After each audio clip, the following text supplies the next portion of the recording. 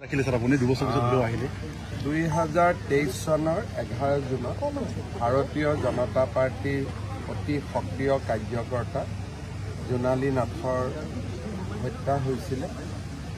সেই সময়তে মই কথা দিছিলোঁ যে জোনালী নাথৰ ঘৰত আহিম আৰু পৰিয়ালবৰ্গৰ লগতো কথা পাতিম আৰু যিমান পাৰি পৰিয়ালটোৰ কাষত থিয় হৈ থাকিবলৈ চেষ্টা কৰিম। যদিও মাজৰ সময়ছোৱাত মই আহিব পৰা নাছিলোঁ, আমাৰ মন্ত্ৰী অশোক সিংহাল ডাঙৰীয়াক মই অনুৰোধ কৰিছিলোঁ যাতে পৰিয়ালটোৰ খা খবৰ লৈ থাকে আৰু তেখেতেও নিয়মিতভাৱে খা খবৰ লৈ আছিলে আৰু আমাৰ কাৰ্যকৰ্তাসকলেও পৰিয়ালটোৰ খবৰ লৈ আছিলে।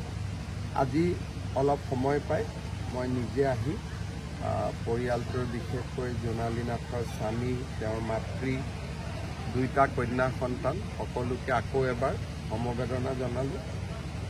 SP লগত কেছটোৰ অগ্ৰগতিৰ সম্পৰ্কতো আলোচনা কৰিলোঁ আৰু যিমান দূৰ সম্ভৱ হয় আদালতৰ জৰিয়তে অপৰাধীক শাস্তি দিয়াৰ বাবে আমি চেষ্টা কৰিম আৰু পৰিয়ালটোৰ কাষতো থিয় হৈ থকাৰ বাবে আমি চেষ্টা কৰিম। যেহেতু আপোনাক হিচাপতে আছে গোৱালপাৰাত মেডিকেল কলেজ গোৱালপাৰাত মেডিকেল কলেজ এখন আমি খুব সোনকালে কৰিব খোজোঁ, কিন্তু ইয়াত মাটি 100 বিঘা পোৱা নাই। দুধনৈত মাটি আছে, কিন্তু গোৱালপাৰা টাউনত মাটিটো হোৱাগৈ নাই। যেতিয়াই মাটিটো বহুত ইয়াতে গোৱালপাৰাৰ উপায়ুক্ত বৰ্ণালী ডেকা থাকোঁতেও বহুতখিনি প্ৰচেষ্টা হ'ল, 2-3বাৰকৈ আমাৰ অফিচাৰসকলো আহিলে। চিভিল হস্পিটেলৰ কাষত আমি মাটিখিনি পোৱা নাই, সেইকাৰণে কথাটো পিছ পৰি আছে। আপোনালোকে অলপ সহায় কৰি দিয়ক, আৰু নহ'লে গোৱালপাৰা জেগা দুধনৈ আদি জেগালৈকে লৈ আহিব লাগিব।